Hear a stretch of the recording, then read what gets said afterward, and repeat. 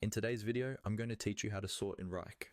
Sorting is a simple but powerful way to organize your tasks so you can focus on what matters most and quickly find what you're looking for.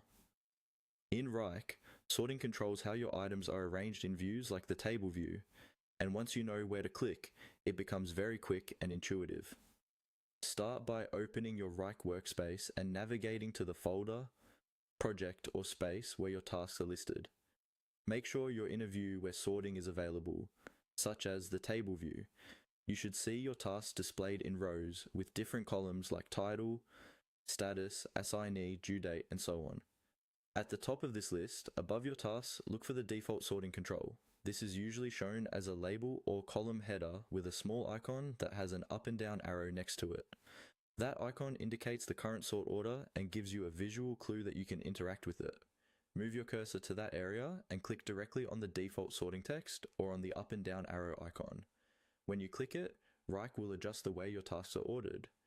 Typically, a single click switches between ascending and descending order. For example, if you're sorting by date, one direction will show the earliest task first, while the other direction will bring the latest task to the top. If your view supports sorting by different fields, clicking on a different column header will sort by that specific column instead. So, clicking on the title column might sort tasks alphabetically, clicking on due date will arrange them by deadline, and so on. You can usually tell which column is currently being used for sorting because it will show the up or down arrow icon next to its name.